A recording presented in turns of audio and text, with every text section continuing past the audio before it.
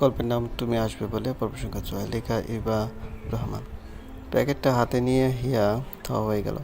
এই লোকটা তো তার সামনে বসেছিল, তাহলে এটা রাখলো কখন তার বালিশের তলে এভাবে? দূর, ওসব পরে ভাবা যাবে কি আছে, আগে তাই দেখে নেওয়া যাক। যে বাবা সেই কাজ। প্যাকেটটা খুলতে হতবাক হয়ে গেল হিয়া। পায়েল, আর এটা তো সেই পায়েল যেটা সেদিন দাদিমণির সাথে বাজারে গিয়ে পছন্দ হয়েছিল তার। কিন্তু হাতে টাকা না থাকাতে মুখ ফুটে বলতে পারেনি সে। স্পর্শ তখন উজানের কোলে ছিল, কিন্তু উজান কি করে আর কখনোই বা? হিয়ার অজান্তে হিয়া খুশি হয়ে লাফিয়ে উঠল। ঝটপট পায়ে পায়েলটা দিয়েই দাদিমণিকে গিয়ে বলতে থাকলো, দাদিমণি দেখো কেমন মানিয়েছে পায়েলটা পায়ে আমার। নির্গম এক রাত কাটিয়ে ফেলল হিয়া। এই কৌতূহল মনের জানার আগ্রহটা যেন আজ ক্ষণে ক্ষণে বেড়েই চলেছে। কোথায় নিয়ে যেতে পারে উজান তাকে? ভোরে হাঁটতে বের হতে চাইলে নিশ্চয়ই উজান এত আবেদনময়ী কণ্ঠে তাকে অনুসরণ করতো না। সারা রাত আর ঘুম আসে না হিয়ার। বিছানায় এপাশ ওপাশ করতে কখন যে রাত ফুরিয়ে ভোরের আগমন ঘটতে থাকে তা বুঝতে বেশ বেগ পেতে হয় হিয়াকে। হিয়া উঠে গিয়ে ওর ব্যাগে থেকে কি পরে বের হবে তাই খুঁজতে থাকে। কিছুই যেন তার মনে ধরছে না। উপরন্ত আজ তার নিজেকে আবেদনময়ী সাজে উজানের কাছে মেলে ধরতে ইচ্ছে করছে। যদিও হিয়া জানে এটা ঠিক না। অর্পার কাছ থেকে চেয়ে আনা নীল শাড়িটা এই নিয়ে 3 বার বের করেও কি মনে করে হিয়া রেখে দিল। না, মনকে আশকারা দিলে সে চলবে না, কিন্তু মনটাও আজ বড্ড বেহায়াপনা করছে। ঠিক একটা সময় হিয়াকে রাজি করিয়ে নিল শাড়িতে নিজেকে মুড়িয়ে নিতে। নীল শাড়ি হাতে, ভর্তি নীল চুড়ি পরে আয়নার সামনে দাঁড়াতে লজ্জায় নিজের চোখ থেকে চোখ নামিয়ে নিল হিয়া। না, আর সাজগোজ কিচ্ছু করা যাবে না। কিচ্ছু না মানে কিচ্ছু না। স্পর্শকে ঘুমের মধ্যে আরও এক ফিটারে অর্ধেক খাবার খাইয়ে হিয়া তাকে আবারও ঘুম পাড়িয়ে দিল। দাদিমণিকে আবারও ডেকে বলল, আমি আসছি, তুমি একটু দেখে রেখো আমার বাচ্চাটাকে। দাদিমণি হাসলেন, সাথে হিয়াকে দিয়ে প্রমিসও করিয়ে নিলেন তার নাতি আর সে মিলে কি করলো তার পুরোটাই সে তাকে শোনাতে। হিয়া হাসলো, লজ্জারত মুখে নিচে নামলো। নেমে সে খুব সাবধানে সদর দরজা পেরিয়ে উজানের গাড়ির সামনে এসে দাঁড়ালো হিয়া। আপাতত আকাশে আলো অন্ধকার, নিজেদের মধ্যে কম্পিটিশন নেমেছে কে থাকবে আর কে মিলিয়ে যাবে। হিয়াকে দেওয়া সময় অনুযায়ী উজান নিজেও তৈরি হয়ে নিচে নামলো। হিয়ার সামনে এসে দাঁড়াতেই খেয়াল করলো হিয়ার পরনের শাড়ি। আবছা আলো আবছা অন্ধকারে মিশেল থাকায় উজান ঠিক বুঝতে পারছিল না শাড়িটার রংটা ঠিক কীরকম। কৌতূহল চাহনি মেটাতে জিজ্ঞেস করলো, আপনি কি রঙের শাড়ি পরেছেন হিয়া? নীল। হিয়া নিজের দিকে তাকালো। হঠাৎ সে কি রঙের শাড়ি পরেছে এটা কেন জানতে চাইল উজান। হিয়া বলল, নীল। কেন? উজান উত্তর দিল না। এপাশের দরজাটা খুলে দিয়ে হিয়াকে সামনে সিটে বসিয়ে দিল আর বলল, আপনি একটু বসুন, আমি উপর থেকে আসছি। হিয়া কথা বাড়ল না, চুপচাপ গাড়ির মধ্যে বসে রইল। গাড়িতে এসি অন করা, কিন্তু এসির এই ঠান্ডা হাওয়াটা হিয়ার গায়ে সইছিল না। ভোরের এমনিতেই একটা ঠান্ডা শিহরণ থাকে, তার সাথে এই কৃত্রিম এসি বড্ড বেমানান। 5 মিনিট বাদে উজান আসলো।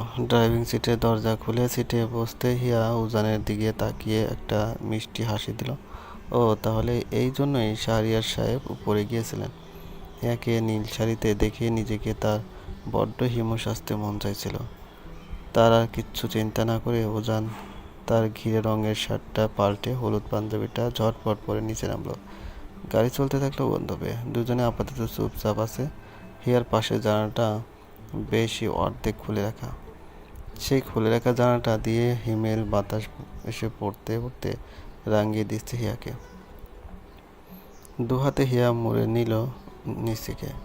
হিয়াকে ঠান্ডায় জর্জরিত দেখে উজান নিজে থেকেই গাড়ির এসিটা বন্ধ করে দিল। হিয়া একটু উষ্ণতা অনুভব করলো। এদিকে প্রতিযোগিতায় নামা আলো আর অন্ধকারের মধ্যে আলো বিজয়ী লাভ করলো। অন্ধকারে ঢেকে দিয়ে আস্তে আস্তে পুরো আকাশ জুড়ে তার তেজ দেখাতে শুরু করলো। হিয়া সিটে মাথা এলিয়ে দিয়ে উজানের দিকে মুখ ঘুরিয়ে কথার ফোড়ন কাটতে শুরু করলো। তাহলে ব্যবসার ফাঁকে গল্প উপন্যাসও পড়া হয় দেখছি। কেন, সাহিত্য কি শুধু আপনি পড়তে পারেন? আমি বোধহয় মানুষ না, আমার বুঝি অনুভূতি থাকতে নেই? তা তো বলিনি আমি।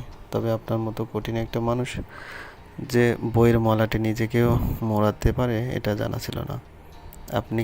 আমি কি সত্যি খুব কঠিন? হিয়া অস্ফুট স্বরে। লোকে তো তাই বলে। আপনি কি বলেন? কঠিন প্রশ্ন করে ফেললেন। যদি বলতে হয় তাহলে আমার কাছে আপনি ঠিক নারকেলের মতো। বাহিরটা শক্তপোক্ত, ভিতরটা একদম নরম। হিয়ার কথায় উজান একটা প্রশান্তি অনুভব করলো। যাক, দাদিমণির পরে তাহলে কেউ তো আছে যে তার ভিতরটা ঠিক চিনতে পেরেছে। উজান হেসে দিয়ে হিয়াকে বলল, ধন্যবাদ। তা হিমু হিসাবে আমাকে কী রকম লাগলো বললেন না তো? হিয়া মুচকে হাসলো, হেসে দিয়ে বলল, দুঃখিত, হিমু আমার পছন্দের চরিত্র না। উজান হালকা বিষম খেলো। গাড়িটা আলতো করে ব্রেক দিয়ে আবার চালাতে শুরু করলো। হিয়ার হিমু হতে তার এই হলুদ পাঞ্জাবি পরে আসা, আর সেই হিয়ারই নাকি হিমুকে পছন্দ না। হতাশ কণ্ঠে উজান বলে উঠল, তাহলে আপনার কাকে পছন্দ, মিস শুভ্রকে? উজান বিস্মিত কণ্ঠে বলল, শুভ্রকে? উজানের বাংলার পাঁচের মতো মুখ দেখে হিয়া হাসলো শুধু। ভীষণ মায়া হলো তার উজানের মুখটার দিকে চেয়ে। কি একটা ভেবে নিয়ে উজান বলল, দেখুন মিস মুনতাসির, আমার হয়তো চুলগুলো শুভ্রের মতো কোঁকড়ানো নয়, তবে বেশি সিল্কিও নয়, কিন্তু ধরে দেখতে পারেন, ঠোঁটগুলো দেখুন, অনেকটা শুভ্রের সাথে মিল খুঁজে পাবেন। সাথে আমার শরীর রঙটাও কিন্তু ধবধবে সাদা, এই দেখুন। আর হ্যাঁ, আমি হয়তো শুভ্রের মতো হাই পাওয়ারের চশমা পরি না, কিন্তু আমার একটা রিডিং চশমা আছে। যখন হিসাব নিকাশ দেখতে বসি তখন পড়ি। এখন কেউ যদি সত্যি শুভ্রকে চায় তাহলে আমি আমার চোখের পাওয়ারটাকে বাড়িয়ে রেগুলার যে চশমা ইউজ করতে পারি সেটা ব্যাপার না। উজানের কথায় হিয়া কিছুক্ষণ থোয়া হয়ে জমে গেল। লোকটা কি সত্যি পাগল নাকি? হিমু হতে না পেরে শুভ্র হবার জন্য তার কতই না জল্পনা। কিছু মুহূর্তে থেমে পর মুহূর্তে হিয়া খিলখিল করে হেসে উঠল। হিয়ার জোরালো কণ্ঠের খিলখিল হাসি ভোরের প্রকৃতিতে বারবার প্রতিধ্বনি হয়ে উজানের কানে এসে পৌঁছাতে শুরু করলো। উজান লজ্জায় মাথা নুয়ে ফেলল। না, মেয়েটা তো তাকে অর্ধেক পাগল বানিয়ে দিয়েছে। এবার তার এই জোরালো হাসিতে না সে খুন হয়ে যায়। হিয়া নিজের হাসি থামাতে পারল না। উজানের শুভ্র হবার প্রচেষ্টা তার সারা অঙ্গ জুড়ে হাসি ছড়িয়ে দিল। শেষমেশ উজান বাধ্য হয়েই বলল, আপনি কি থামবেন মিস? গাড়ি এসে গন্তব্যে থামল। জানালার ধায় খুলে দরজার সামনে দাঁড়িয়ে থাকা লোকটাকে ইশারা করলো উজান। লোকটা উজানকে দেখে সালাম দিল। জি, জি স্যার বলে লোহার বড় গেটটা মেলে দিতে উজান তার গাড়ি নিয়ে অনেক ভেতরে গিয়ে গাড়িটা থামলো। জায়গাটা ছিল শহরের সার্কিট হাউস। সার্কিট হাউসটা যেমনি বিশাল তেমনি সুপরিকল্পিত ভবনে মোড়া। সেই সুবিশাল সার্কিট হাউসের একদম পেছনে বৃহৎকার বনাঞ্চলের মতো জায়গা, যার পুরোটা জুড়ে বিরাজ করছে নানা প্রজাতির বৃক্ষরাজি। একটু দূরে দেখা মিলছে পরপর বেড়ে ওঠা 7টা মোটা তাজা কৃষ্ণচূড়া গাছের সারি। গাড়িটা থামিয়ে উজান আগে নিচে নামলো। এপাশে দরজা লক করে হিয়ার দিকে এসে দরজা খুলে হিয়াকে বের হতে বলল। হিয়া বের হয়ে নামতে উজান গাড়ি লক করে হিয়াকে নিয়ে সেই কৃষ্ণচূড়া গাছগুলোর মাঝে এসে দাঁড়ালো। সবুজ রঙের প্রতিটি পাতার গোড়ায় আগুন হয়ে ফুটে আছে কৃষ্ণচূড়া। রক্তিম আবরণে নিজেকে রাঙিয়ে দিয়ে জানান দিচ্ছে তার লাল রঙা সমাহারের। শুধু কি উপহারের দিকে কৃষ্ণচূড়া তার আভা ছড়াচ্ছে তা কিন্তু নয়। একটু খেয়াল করলেই দেখা যাবে মাটিতে এক লাল গালিচা বিছিয়ে দিয়ে হিয়াকে সে তার বন্দনা উপহার দিয়ে স্বাগতম জানাচ্ছে। হিয়া স্তব্ধ। কৃষ্ণচূড়ার এই রং রূপ গন্ধে মন্ত্রমুগ্ধ। এ কেমন সৌন্দর্যে ভাসিয়ে দিতে নিয়ে আসলো উজান তাকে। হিয়া উজানকে রেখে সামনে হেঁটে দাঁড়িয়ে গেল। আকাশপানে চেয়ে চোখ বন্ধ করলো। একটা কাক ভোরে ধামকা বাতাসে সে হিয়াকে ছুঁয়ে দেওয়ার পাশাপাশি কৃষ্ণচূড়া ভর্তি ডালগুলোকে নাড়িয়ে দিল। মুহূর্তে টপ টপ টপ বৃষ্টির মতো লাল ফুলগুলো ঝরে পড়ল হিয়ার সারা শরীর জুড়ে। উজান হিয়ার পাশে এসে দাঁড়ালো। হিয়ার সাথে সে আকাশপানে তাকিয়ে কৃষ্ণচূড়া পড়ার অপেক্ষায় রইল। কিন্তু এই কৃষ্ণচূড়া ফুলের তাকে বোধহয় একদমই পছন্দ হয়নি। তাই তো বাতাস থেমে গিয়ে যাও একটা টুপ করে ঝরে গেল, সেটা উজানকে পাত্তা না দিয়ে হিয়ার মুখে সে আটকে গেল। উজান মুখ নামিয়ে ঘাড় ঘুরিয়ে হিয়ার দিকে তাকিয়ে ভ্রু কুঁচকে নিল। এটা কোনো কথা? এই লাল আভাতে হিয়াকে নিয়ে আসলো কে? সে তাহলে কৃষ্ণচূড়ার এই দল বদলের কারণ। উপরের দিকে তাকিয়ে উজান মাথা নাড়ল, যার মানে কাজটা তুমি মোটেও ঠিক করলে না কৃষ্ণচূড়া, টোটালি আনফেয়ার। মুখ নামিয়ে হিয়ার দিকে তাকালো উজান, চোখ আটকে গেল তার। হিয়া এখনো কৃষ্ণচূড়ার স্বাদ নিতে চোখ বন্ধ করে আছে।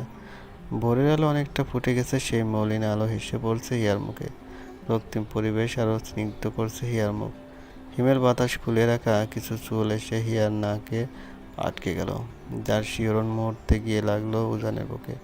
মেয়েও সেদিন হিয়ার সামনের এই চুলগুলো কেটে দিয়ে ভালোই করেছিল। এতগুলো সময় যেন সেগুলো বড় হতে না পেরে জড়ো হলো হিয়ার মুখে।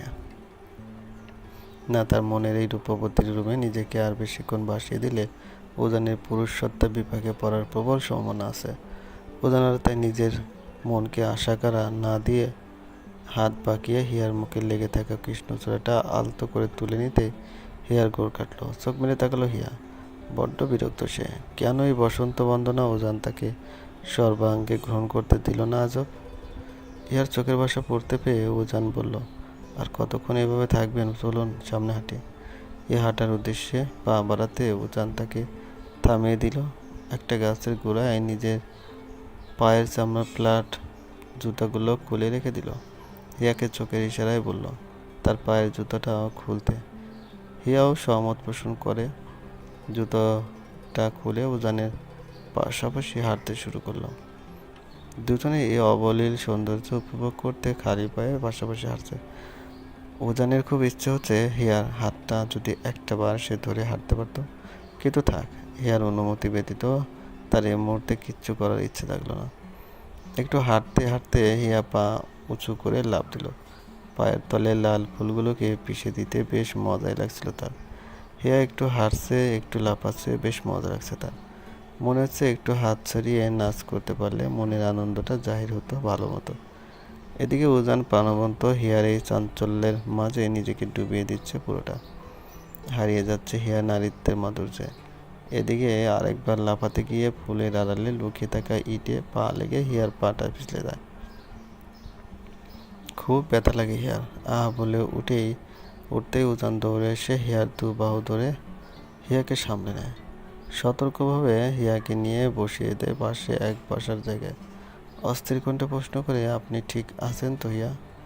হিয়া উত্তরে বলে তার পায়ে কি যেন একটা বিঁধেছিল।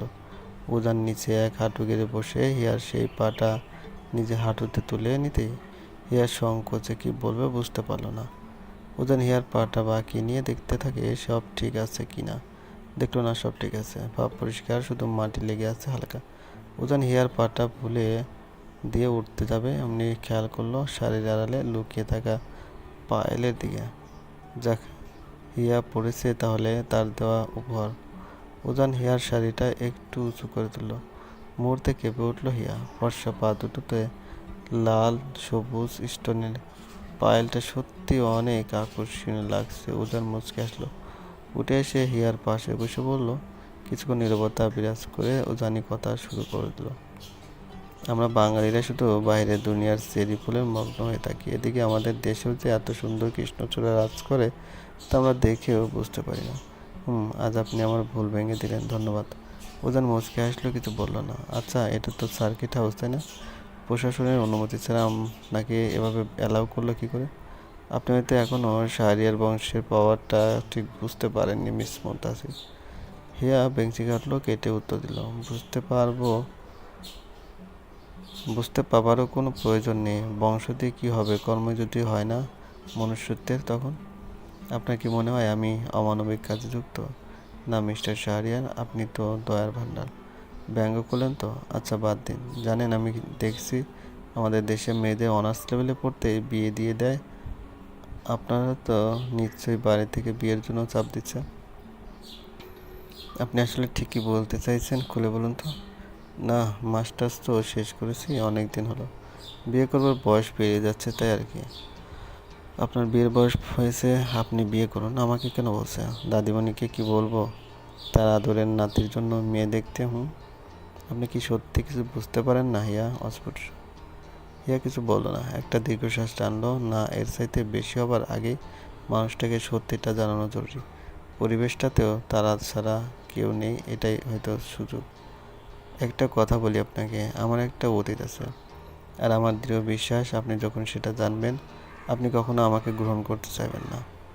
হিয়ার কথায় উজান একটু অবাক হলো, কিন্তু পর মুহূর্তে নিজেকে স্বাভাবিক করে বলল, আপনার কোনো অতীত সম্পর্কে আমার জানার কোনো আগ্রহ নেই হিয়া। না থাকলেও আপনাকে শুনতে হবে, কারণ আমি জানি আমার অতীত জানলে আপনি আমাকে গ্রহণ তো দূর, শাহরিয়ার কুঞ্জ থেকে নিজের জীবন থেকেও দূর ছাই করে তাড়িয়ে দেবেন। তাহলে তো আমি সেটা আরও শুনবো না। যে অতীত আপনাকে আমার থেকে কেড়ে নেবার ক্ষমতা রাখে, সেই অতীত আমি কখনোই শুনতে চাই না হিয়া, কখনোই না। কিন্তু আপনাকে জানতে হবে। ওজান হিয়ার হাতটা এবার হিয়ার অনুমতি ছাড়াই চেপে ধরল। চাপা হাতেই বলল, না হিয়া, এ অতীত আপনি আপনার কাছেই রাখুন। যে অতীত আপনাকে আমার কাছ থেকে ছিনিয়ে নেবার শক্তি রাখে, সেই অতীত সে কখনোই জানতে চায় না, কখনোই না। হিয়া দমে গেল। ওজান হিয়াকে বলল, আপনার যতটা সময় লাগে আপনি নিন, আমি অপেক্ষা করব। হিয়া শুধু মুগ্ধ দৃষ্টিতে তাকিয়ে থাকলো ওজানের দিকে। লোকটা তাকে এত কেন ভালোবাসে? কিছু ভাবছেন মিস? ভাবছি আপনার কি দুটো আত্মা? উজান ভ্রু কুঁচকে বলল। Excuse me. হিয়া হাসলো, হেসে উত্তর দিল, না, যখন বাড়িতে থাকেন একটা গোমরা মুখো থাকেন। কী সব কঠিন কঠিন কথা বলেন? সবাই কি কঠিন কঠিন কাজ করতে দেন? কিন্তু যখন আমার কাছে আসেন তখন আমার কি মনে হয় জানেন? কি মনে হয়? আপনার রাগী আত্মাটা বেরিয়ে একটা শান্ত নরম আত্মা ঢুকে যায়। মুহূর্তে কেমন পাল্টে যান আপনি। এক অন্য শাহরিয়ার সাহেবকে দেখতে পারি আমি, একদম একটা বাচ্চা যাকে বলে। উজান হাসলো, হেসে উত্তর দিয়ে বলল, বাচ্চাই তো। আপনার আর স্পর্শের জন্যই তো বাচ্চা হয়ে যাই আমি মাঝে মাঝে। হিয়া মুখ ঘুরিয়ে মুখে হাত চাপা দিয়ে এসলো, বলল, চলুন, এবার অনেক হয়েছে। মেয়ে উঠে দুজনকে না দেখতে পেলে রেগে যাবে। আবার এর দিকে স্পর্শ উঠেই তো আগে তার পটি করতে বসে যায়। ওকে ধুইয়ে মুছে দিতে দাদিমণি কষ্ট হবে ভীষণ। উজান বলল, ঠিক আছে, আসুন ফিরে যায়। দুজনে আবার হারছে। হিয়া আবার লাফাচ্ছে। উজান আর কিছু বলছে না। ফোনে জরুরি কথা বলতে বলতে উজান সামনে হারছিল, আর এদিকে এবার হিয়া লাফাতে গিয়ে বাঁধলো ঘোর বিপদ। শাড়ির নিচে পা আটকে গেল হিয়ার। সাথে সাথে কুচিগুলো খুলে আসতে হিয়া ব্যস্ত হয়ে উঠলো সেগুলো ধরে নিতে, কিন্তু পারল না। সব খুলে যাচ্ছে তাই অবস্থা। এখন উজান কথা বলা শেষে হিয়ার কাছে আসতে হিয়ার নাস্তানুবোধ অবস্থা দেখে চোখ সরিয়ে নিল। হিয়া কাপা হাতে কোনো মতে কুচিগুলো কোমরে গুজিয়ে নিতে সেগুলো পটলা হয়ে গেল। হিয়া চেষ্টা করেও আগের মতো করতে পারল না। বাধ্য হয়ে ওভাবে উজানের সামনে এসে দাঁড়াতে উজান হিয়াকে দেখে হেসে দিল। রাগ হলো হিয়ার। রাগে গটগট করে সে গাড়ির সামনে গিয়ে দাঁড়ালো। হিয়ার শারীরিক ভারতের অবস্থা দেখে উজান নিজের হাসিটা আর থামাতে পারছিল না। হিয়া আরও রেগে গেল। উজান ওদের জুতোগুলো নিয়ে এসে হিয়ার সামনে রাখলো। উজান গেট খুলে দিতেই হিয়া সেগুলো পরে নিয়ে সিটে বসে গেল। উজান নিজের জুতোগুলো পরে ড্রাইভিং সিটে এসে গেট লাগিয়ে দিল। সিট বেল্ট লাগাতে লাগাতে ফোন কাটলো। আমার কথা না শুনে চললে এরকমই হয়। বললাম লাফালাফি না করতে, দেখলেন তো? হিয়া বেঞ্চি কেটে সিটে মাথা এলিয়ে দিল। খুব ঘুম পাচ্ছে তার। সারা রাতের ঘুম যেন এখন গভীরভাবে হানা দিচ্ছে তার দু চোখে। উজান গাড়ি ড্রাইভ করতে শুরু করলো। ভোরকে সকালে পরিণত করে সূর্য মামা তার আলো বিলিয়ে দিচ্ছে। সরু আলো জানালা ভেদ করে গাড়ির সামনে এসে জোড়া হচ্ছে। যানজটের ধাক্কা পড়তে শুরু করলো। পথঘাট চলতে চলতে ট্রাফিককে আটকে পড়লো গাড়ি। গাড়ি থামলো। হঠাৎই নিজের মাথাটা উজানের হাতের বাহুতে এলিয়ে না বরং স্ব ইচ্ছায় তার কপালে ঠেকে দিল। হিয়া দীর্ঘ শ্বাস এসে পড়তে থাকলো উজানের বাহু জুড়ে। উজান হিয়ার মাথায় ওর ডান হাতটা রাখলো, রেখে বলল, খুব ঘুম পাচ্ছে তাই না হিয়া? উজানের বাহুতে তার নাকটা ঘষে নিয়ে আদুরে কণ্ঠে বলে, উজান হিয়ার মাথায় হাত বুলিয়ে দিয়ে আবারও বলল, কাল আমিও সারা রাত ঘুমাইনি। হিয়া এবারও উত্তর দিল, উজান হাসলো। হিয়া যে নিজের মধ্যে নেই বেশ বুঝতে পারলো উজান। হিয়াকে আর ডাকলো না। তার হাত তখনও হিয়ার মাথায় রাখা। গাড়ির হর্নের শব্দে হুঁশ ফিরল হিয়ার। কি করছে কি এটা সে? হুঁশে আসতে হিয়া সোজা হয়ে বসলো। লজ্জায় নিজের মাথায় নিজে বাড়ি মারতে ইচ্ছে করছিল তার। উজান সামনে না থাকলে তাই করতে হয়তো সে। হিয়া তার ঘাড়ে হাত রাখলো। মনে হচ্ছে ঘাড়টা ব্যথায় ছিঁড়ে যাচ্ছে তার। হিয়াকে ঘাড়ে হাত রাখতে দেখে উজান বলল, সারা রাত বালিশে না ঘুমিয়ে এমনি এমনি শুলে তো ঘাড় ব্যথা করবে। উজানের কথায় হিয়া একটু অবাক হলো। সে যে বালিশে ঘুমায় না এটা উজান কি করে জানলো? আপনি কি করে জানলেন আমি বালিশে ঘুমাতে পারি না? তার মানে আপনি রাতে চুপিসারে রুমে এসে আমাকে দেখতেন? সন্দেহ আছে আপনার? হিয়া লজ্জা পেল ভীষণ। এই লোকটা তার মানে রাতে এসে তাকে দেখে যেত। গাড়ি এসে থামলো সাহায্যের খুঁজে। উজান নেমে গেল, সাথে হিয়াও। হাঁটতে হাঁটতে কি মনে করে থেমে গেল হিয়া। মাথায় হঠাৎই নাড়া দিল এক প্রশ্ন। সে তো বালিশে ঘুমাতে পারে না ঠিকই, কিন্তু প্রতি সকালে সে তার নিজেকে বালিশের মাথায় আবিষ্কার করে কি করে? বুঝে আসতে মুখে দু হাত থেকে লজ্জায় লুটে পড়ল হিয়া। তার মানে উজান প্রতি রাতে এসে তার মাথাটা বালিশে দিয়ে দেয়। ইস, জামা কাপড় কীরকম হয়ে থাকে তখন কে জানে। গায়ের ওড়নাটাও তো খুলে মাথার কাছে রেখে দেয় সে। দেখ উজান কি না তাকে এভাবে। আর ভাবতে পারল না হিয়া। দৌড়ে দরজা ডিঙিয়ে উজানের নাগাল পেতেও ভেতরে প্রবেশ করে থমকে গেল সে। উজানের সামনে দাঁড়িয়ে আছে মেয়েও, চোখে তার আগুনের দাবানল। ভয়ে আঁতকে উঠল হিয়া। কোথায় গিয়েছিলে তোমরা এই সাত সকালে উজান? উজানের সোজাসাপটা উত্তর, সে হিয়াকে নিয়ে বাইরে গিয়েছিল কিছু জিনিস দেখাতে। কোনো সমস্যা? মেয়ে কিছু বলার আগেই উজান বলে উঠল, হিয়াকে আমি নিয়ে বেরিয়েছিলাম, আশা করবো এই নিয়ে বাড়িতে কেউ কোনো প্রশ্ন তুলবে না আর। বলে উজান সিঁড়ি বেয়ে উপরে উঠে গেল। মেয়েকে পাশ কাটিয়ে হিয়া উপরে যাবে, কিন্তু মেয়েও হিয়ার বাহু খামচে ধরে হিয়া আটকে দিয়ে বলল, তোমার শারীরিক অবস্থা কিসের জন্য? মেয়ের কথায় নোংরা ইঙ্গিত অনুভব করলো হিয়া। মেয়ের চাইতেও কোটি গুণ আগুনের লাভা এসে জমা হলো তার দু চোখে। মেয়েও হিয়ার এই চোখে আগুন সহ্য করতে পারলো না। আরো জোরে হিয়ার হাত চেপে ধরে বলল, নিজেকে বিলিয়ে দিতে গিয়েছিলে তাই না? কি ভাবো শরীর দিয়ে আমার উজানকে নিজের করে নিতে পারবে তুমি? ঠিক করে কথা বলেন মেহু, মাত্র ছাড়াবেন না। আপনি এর আগেও আমাকে অনেক অপমান করেছেন, আমি কিছু বলিনি। কিন্তু কিন্তু কি ভয় দেখাচ্ছ আমাকে? চরিত্রহীন মেয়ে কোথাকার। আমি আপনাকে শেষবার বলছি, আজ যা বলেছেন বলেছেন। নেক্সট টাইম আমার সম্পর্কে এরকম বাজে মন্তব্য করলে এই আমার চাইতে খারাপ কেউ হবে না, কেউ না, বলে রাখলাম। বলেই নিজের বাহু থেকে মেয়ের হাতটা ছাড়িয়ে উপরে চলে গেল হিয়া। তুমি আমাকে চোখ রাঙালে তো হিয়া, এরপর দেখো আমি কি করি। আন্টি আসছে তো সামনের সপ্তাহে, আমি ওনার কানে তোমার নামে এত বিষ ঢালবো যে উজানকে অগ্রাহ্য করা হলেও উনি তোমাকে এই বাড়ি থেকে তাড়িয়ে দিতে বাধ্য হবে।